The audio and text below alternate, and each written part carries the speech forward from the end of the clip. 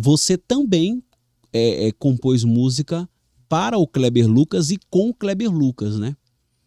Sim, nós temos no disco Filho de Deus, eu fui pra casa dele. Eu, assim, Tomou um vinho lá ou não? Independente do que as pessoas pensam, sempre tem lá. Sempre tem lá. Independente do que as pessoas pensam sobre ele, eu acredito que o que está sobre ele, o que está dentro dele, não tem a ver com ele. Né? O que ele escreveu, as canções que a gente chorou, aos pés da cruz. Meu Deus. Pra mim, assim, ele e o Anderson, como você me citou, eu e o Anderson, eu posso citar aqui, talvez o Kleber e o Anderson, pra mim, são os dois escritores que eu mais admiro. Né? E infelizmente, assim, a igreja, ela tem... a igreja também está muito viesada no viés político, né? Eu saí dessa posição, eu não tô nem para a direita, eu não tô nem para a esquerda, né? Eu continuo ali naquilo que não dá problema, que é em Jesus. Eu continuo crendo naquilo que está dentro dele, né? Eu sempre dou um exemplo, assim, muito nítido, como é a visão de Deus e como é a visão das pessoas. Se Davi fosse o meu vizinho de apartamento e eu soubesse da notícia da história dele com Urias, com Betseba e aquele cenário todo, na minha dedução, no meu julgamento, eu faria a mesma coisa que Davi. Ele próprio criou um julgamento que ele não sabia que era sobre ele.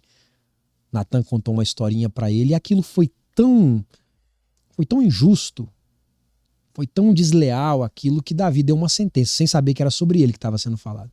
Ele, esse homem tem que morrer. E é o que, infelizmente, e principalmente, cara, os crentes, eu não tenho como... infelizmente, a misericórdia está muito mais num cenário fora do ambiente religioso do que dentro dele. E aí, se eu fosse o vizinho de Davi, eu talvez faria o mesmo julgamento. Eu preciso, como eu leio a história, como eu sei a história de Davi de começo ao fim, mas não sei a do Kleber, não sei a do Gessé, não sei a da Priscila, né? Mas Deus sabe. Né? Então existe uma história que Deus não muda com ninguém por causa de um momento, uma página. Uma página não define um livro.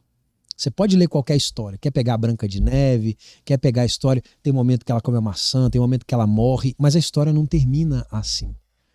E vou mais profundo, vamos pegar uma história real da Bíblia, Lucas 15, ovelha perdida, dracma perdido, filho perdido. A história começa com 3 coisas perdidas. Minha pergunta é, como a história termina?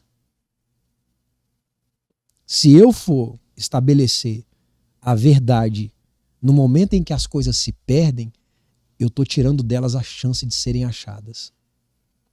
Porque em Lucas 15 as 3 histórias começam com 3 coisas perdidas, mas terminam com 3 coisas achadas. Esse é o Deus que a gente serve. Então eu acredito no que tem dentro dessas pessoas. Eu não sei o final da história.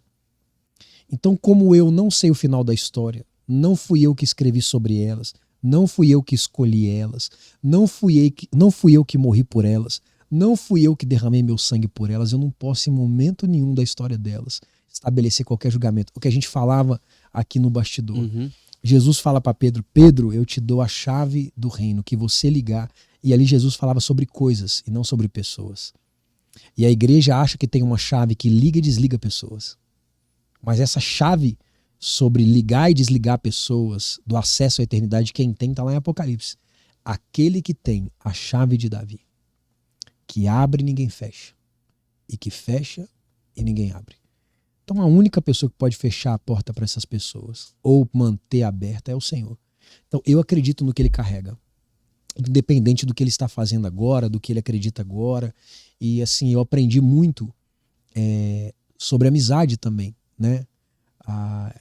Quando a gente tem um amigo, independente do que ele escolhe, independente se vai de acordo com o que eu escolho, é meu amigo. Então em qualquer mesa que alguém se levanta para falar dessas pessoas, eu só lembro elas, que todo mundo um dia se perdeu. Todo mundo um dia foi uma dracma perdida. Se você está aqui hoje, num podcast cristão, um dia você foi uma dracma que Deus achou. Um dia você foi uma ovelha que Deus encontrou. Ou um filho que percebeu o valor que tem o pai. Mas todo mundo foi perdido um dia. A gente nasceu condenado, precisando ser salvo por Jesus. Ninguém porque nasceu filho de um pastor nasceu salvo. Todo mundo nasceu perdido. Então, eu acredito, eu escrevi com ele, tenho esse orgulho de falar, escrevi com ele, escrevi com um dos maiores compositores da música gospel, foi um privilégio da geração que eu conheci. Né? Ainda quando ouço as músicas dele, músicas recentes, ele continua escrevendo. É as pessoas que decidiram não aceitar. As pessoas que decidiram, elas têm isso, né? Acontece muito quando você falha, as pessoas dizem, não, antes você tinha uma unção, antes você tinha isso, né? Antes você tinha aquilo. A gente pega o Salmo 51 de Davi. É um salmo que a gente recita hoje, é poderosíssimo. Sim. E eu pergunto, em que momento ele escreveu? No auge da sua santidade ou na podridão do seu pecado? Podridão. Pronto. Então, cara, é isso. Eu, assim, tive orgulho de escrever com ele. Acho ele um compositor. Outro cara também, assim, que já vomitaram ele, né? Mas ele tem uma maneira de escrever também sobre Deus que é incrível, que eu acho muito poderoso, que é o Gessé. Não sei qual o fim da história dele. Não sei o que Deus vai fazer, mas não posso negar isso. Não posso negar que quando eu escuto por causa dele, eu choro. Eu me vejo na canção. A gente não pode negar quantas pessoas alívio tocou. A gente não pode apagar a história das pessoas por causa de momentos, de uma página. Vamos deixar o livro chegar no fim. Quando chegar no fim, é aquele que tem a chave, que abre e ninguém fecha, que fecha e ninguém abre, aquele que escolhe, aquele que salva, aquele que um dia vai ser juiz, que vai dizer entra ou não entra, é esse cara que vai definir.